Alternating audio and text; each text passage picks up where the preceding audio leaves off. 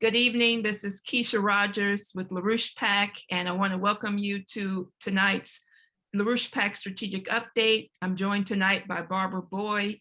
It is Monday, November 22nd.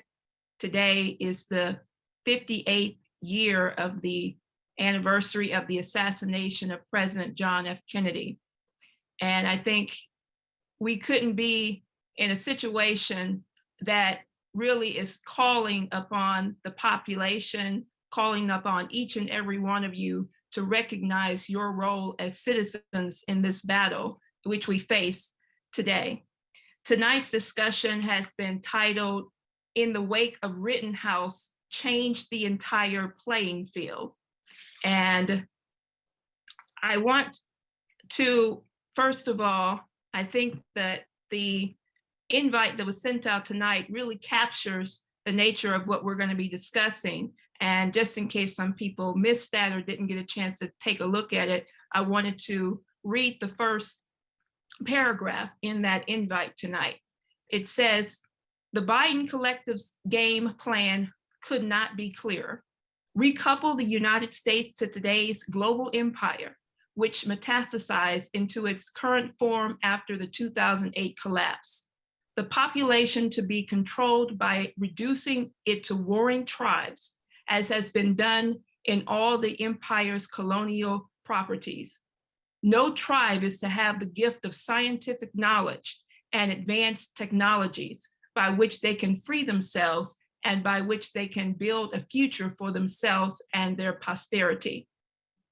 That global empire is what Donald Trump repudiated. And last week, in the Rittenhouse verdict, we learned that all the evil machinations of the crowd cannot stand. Even now, when men and women of courage are given a forum to reason. We must start to work now for the economy which must emerge out of the 2022 election, which redresses and reverses the mess created by these monsters will not be sufficient. Simply redressing and reversing the mess which created by these monsters will not be sufficient. We must create a standard of economic and scientific competence to which we will hold all candidates."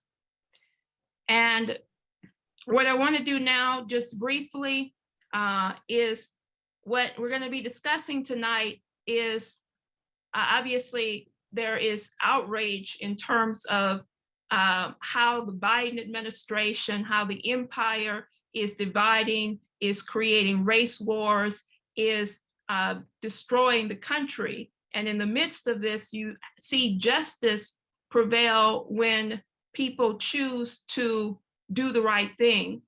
But I think the most important thing is the understanding, each and every one of us understanding the power which arises in each and every one of us, the power that we possess, and knowing that power and being able to unleash it.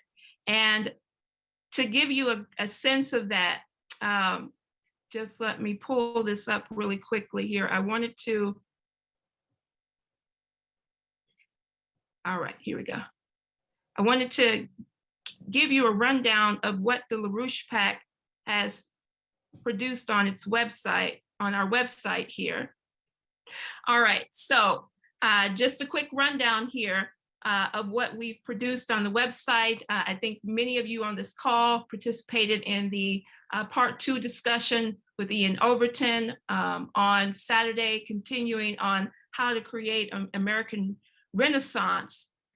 And today, Barbara will discuss this more. She just produced an article that recently went up on the website, the Waukesha Massacre, Flash Mob Looting, Joe, Kamala, Tony, these are on you.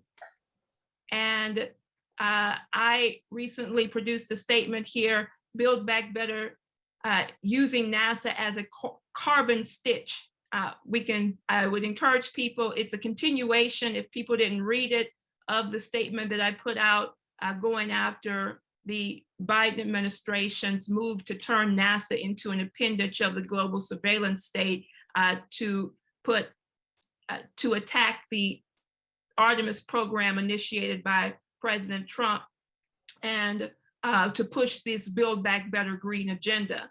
I would encourage people to read that. But what I do want to point your attention closely to, as I turn it over to Barbara here, is on this question of knowing your power. Michael Carr, our colleague here, just wrote a fascinating article, which really, in the midst of everything we're facing right now, gives us a sense of the true inspiration and optimism by which our nation was built. And the article is titled, "What the Oligarchy Hates About Trump and the USA." I just want to read the first paragraph here. It says, quote, "Those bloody damn Americans do not know their place," end quote. Damn right. We are stubbornly optimistic and refuse to be chained to the deck of a sinking ship. America is built and will continue to be built on revolutionary improvements of many types, from John Winthrop's the Younger's 1640 organization of the New England iron production, using the most advanced technologies of the time, onward through the building of canals, railroads, electrification, water purification, flight and space flight, and so on. Our lives have been pulled radically upward via deliberative, intentional leapfrogging to higher platforms of development. And says, as we lay out in the third point of the LaRouche PAC resolution to re-Americanize the economy by pushing the frontiers of science and technology led by fusion and space technologies, our creative, especially young people are about to lift us up to a fantastic new level forecast by Lyndon LaRouche. So I would encourage you to read the rest of that. It is very inspiring and optimistic. And with that, in terms of the question of changing the entire playing field, I think Barbara has some really important things to discuss with us today. So I'm going to turn it over to her. And let me first stop this. All right, you're on.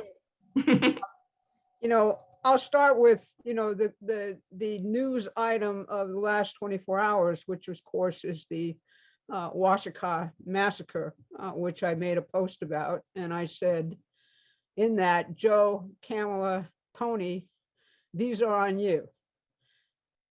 Tony being Tony Evers, the governor of Wisconsin. What we know about this so far, of course, is that it was a terrible event. 10 children are in Children's Wisconsin Hospital ICU at this point, 6 in critical condition. A whole, a group called the Dancing Grandmas was in some respects actually wiped out by this car assault. And the strangest thing which happened is that it's very clear early on yesterday afternoon that they had the person who did this in custody, but they didn't reveal anything about him. He was simply called a person of interest, is being questioned in all of the news accounts coming out of Waukesha. This morning, basically, and overnight, the guy was identified as Darrell E. Brooks. He's a lifelong criminal who happens to be Black. He's been charged with 5 counts of intentional homicide. As everyone is talking about in the news media, he has a 40 to 50 page rap sheet. And most significantly, he was just coming out of jail as of November 16th on a bail of $1,000, actually orchestrated by the George Soros created Milwaukee district attorney, after he ran over with a vehicle the mother of his child. She was hospitalized. So no small reason why there was a complete media blanket on who this guy was and what this was all about. Now, simultaneous with his name being released, we hear that the Milwaukee District Attorney's Office is actually launching an investigation of the $1,000 bail for that violent charge, saying that it was, quote unquote, apparently inappropriate. Already in the morning hours, a whole bunch of internet sleuths had actually identified him as Mathball Fly. He's a rap artist. He has a lot of craziness in his lyrics, including, according to what the sleuths say, lyrics about offing white people. We don't know if that's true or not. But what was happening also overnight is all of his social media accounts, despite the fact that he was in custody, were being erased, deleted, etc. How that happened is really an open question. Now, there's lots of reasons to look at this from the standpoint of saying, well, this is the obvious reaction of Black Lives Matter, of these radical formations to the Rittenhouse verdict. And that may or may not be true. Certainly, Black Lives Matter in Wisconsin seems to think so, because Vaughn L. Mays, who's the Milwaukee big-time activist for the group, said, quote, after yesterday's massacre, the revolution has begun. What is true is that over and over and over again, the national news media held on to this idea that what had happened in the Rittenhouse case was that a white vigilante, an active shooter, Rittenhouse, had been illegally freed because of structural white racism in the United States. Newspapers throughout Europe and Latin America had been reporting, based on these crazy media narratives we have here, that what happened with Rittenhouse is he actually shot two black people, I'm sorry, and failed to report that in fact all three of the people involved in the incident were white. Now, whether this guy Brooks is simply a sociopath who was out on jail because of the crazed criminal justice policies of George Soros, or whether he was triggered by the continuing tactics emanating from the Democratic race warriors in Washington and Wisconsin, he is not the issue here. He's an expendable. And it's well past time, I said, that Joe Biden, Kamala Harris, and Tony Evers be held politically to account. And that is by everybody in the Trump movement and in the Republican sort of sphere here and in the independent sphere, for what they've done in actually destabilizing the country around race. This is a process which has gone on ever since the huge awards of multi-million dollars to Black Lives Matter by such entities as the Ford Foundation. I think the total amount of money given to Black Lives Matter by Ford is something like $100 million.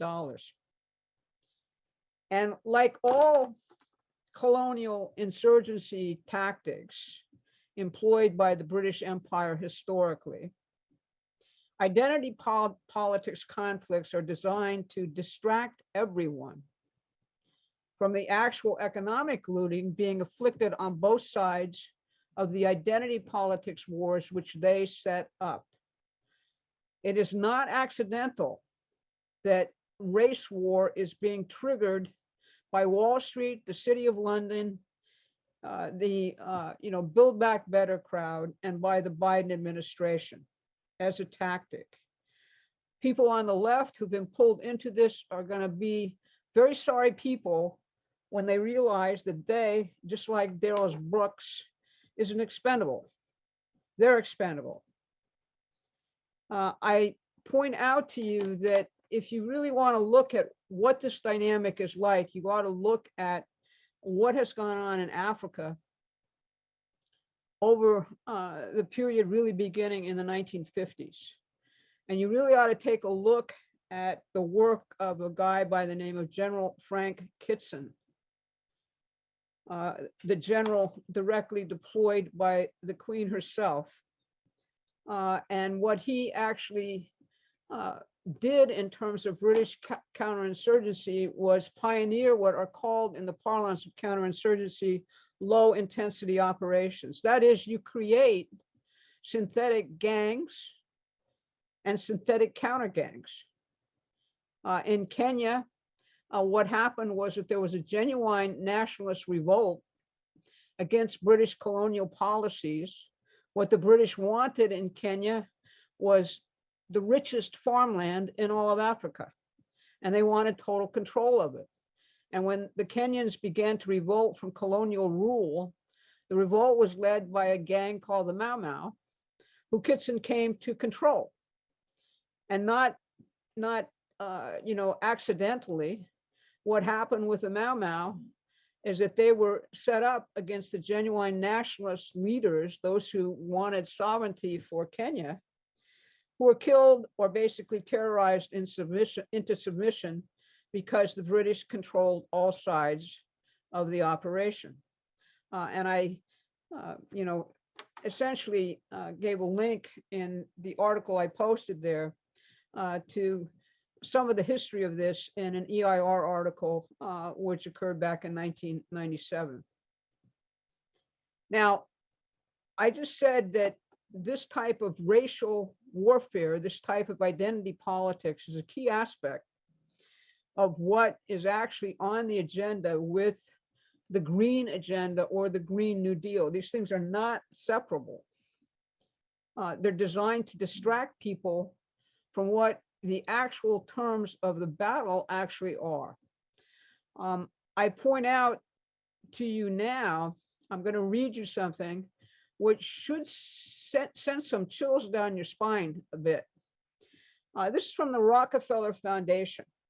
If you wanted to think about probably some of the most evil people of the 20th and the 21st century, you would make a pretty good bet on the Rockefeller Foundation. If you think about it, in the wake of John F. Kennedy's assassination, Kennedy was assassinated primarily for economic reasons, and also for the fact that he was taking out a key aspect of the control apparatus in the form of his war with the Central Intelligence Agency after the Bay of Pigs, his war with the Dulles brothers, which was really a war with Wall Street.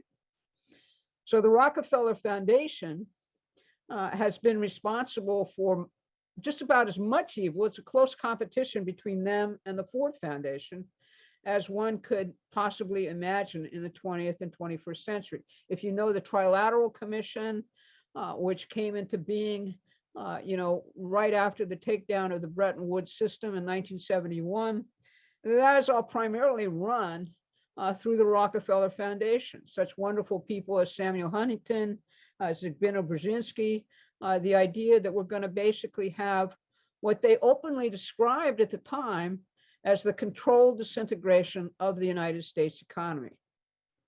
Now, what's going on, despite the failure of nation state to nation state agreements at Glasgow and behind the Green New Deal, there's a huge financial operation being launched into being. And part of that is being launched, just to give you a sense of this, by the Rockefeller Foundation in the form of a new financial mechanism, which on their website, you can look it up. They call it the Intrinsic Exchange Group, IEG. And here's what they say. I'm just going to quote from their own website.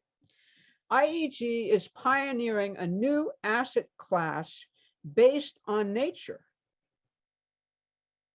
and the benefits that nature provides. We term this ecosystem services. These services include carbon capture, soil fertility, and water purification, among others. This new asset class is the foundation of a new form of corporation called a natural asset company. The primary purpose of these companies is to maximize ecological performance, the production of ecosystem services to which they have the rights and authority to manage. In partnership with the New York Stock Exchange, IEG is providing the world-class platform to these companies for trading enabling, and here I'm going to underline it, the conversion of natural assets into financial capital. The NSAC's equity captures the intrinsic and productive value of nature and provides a store of value based on the vital assets that underpin our entire economy and make life on Earth possible. We believe that investment in nature via IEG can create financial value for natural asset owners and investors while providing environmental and social benefits at scale and powering a transition to a truly sustainable circular economy. In 2021, we began seeking regulatory approval to bring the first natural asset transactions to the capital markets. Our vision is to bring to markets hundreds of natural asset companies representing several $1 trillion worth of natural assets.